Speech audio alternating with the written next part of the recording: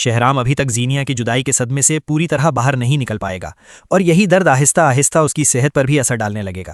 پھر یہ ہوگا کہ ایک رات اسے شدید بخار ہو جائے گا، جبکہ فریال پوری رات اس کے سرہانے بیٹھی رہے گی۔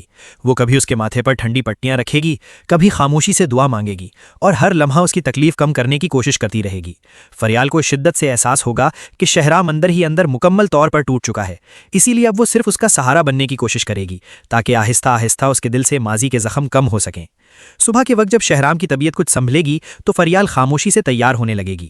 اتنے میں شانزے کمرے میں آئے گی اور فکرمند انداز میں پوچھے گی کہ رات سب خیریت سے گزری یا نہیں۔ اس پر فریال دھیمے لہجے میں بتائے گی کہ شہرام پوری رات بخار میں جلتے رہے اور وہ ایک لمحے کے لیے بھی سکون سے نہیں بیٹھ سکی۔ پھر یہ ہوگا کہ شانزے فریال کو تسلی دے گی کہ وقت ہر زخم بھر دیتا ہے، اور اسے یقین ہے کہ صرف فریال ہی شہرام کو اس درد سے باہر نکال سکتی ہے۔ وہ ہلکے انداز میں یہ بھی کہے گی کہ لگتا ہے ایک ہی رات میں فریال کو شہرام کی بہت فکر ہونے لگی ہے۔ یہ سن کر فریال ہلکی سی مسکراہٹ کے ساتھ جواب دے گی کہ وہ صرف شہرام کی تکلیف کو سمجھتی ہے، کیونکہ دھوکے اور جدائی کا درد وہ خود بھی سہ چکی ہے۔ اس کے بعد یہ ہوگا کہ شہرام کی آنکھ کھلے گی اور وہ فریال کو اپنے سامنے دیکھ کر حیران رہ جائے گا۔ وہ کمزور آواز میں پوچھے گا کہ کیا فریال پوری رات جاگتی رہی؟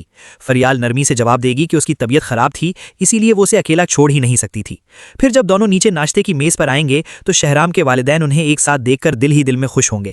وہ خاموشی سے دعا کریں گے کہ شاید وقت کے ساتھ ان دونوں کے درمیان ایک سچا اور خوبصورت رشتہ قائم ہو جائے۔ دوسری طرف زینیا کی زندگی ایک نئے موڑ کی طرف بڑھنے والی ہوگی، کیونکہ وہ حادثے کے باوجود بچ جائے گی۔ پھر یہ ہوگا کہ دانیہ نامی ایک شخص اس کی زندگی میں داخل ہوگا، جسے دیکھ کر سیرت کے دل میں امید پیدا ہوگی کہ شاید زینیا اب ماضی سے نکل کر نئی شروعات کر سکے۔ ہسپتال سے واپسی کے بعد سیرت زینیا کو سمجھائے گی کہ شہرام اب اپنی نئی زندگی میں آگے بڑھ چکا ہے اور اسے بھی ماضی کو بھلا دینا چاہیے، مگر زینیا اب بھی ضد اور جنون میں ڈوبی ہوئی ہوگی۔ وہ غصے میں کہے بھی کہ شہرام صرف اس کا ہے اور وہ کسی صورت اسے کسی اور کا نہیں ہونے دے گی۔ پھر یہ ہوگا کہ سیرت پہلی بار زینیا پر سختی کرے گی اور اسے حقیقت قبول کرنے کا کہے گی، مگر زینیا کے دل میں اب بھی شہرام کی محبت ایک خطرناک جنون بن چکی ہوگی۔ دوسری طرف سیرت کو اپنے بیٹے زرار کی کمی شدت سے محسوس ہونے لگے گی۔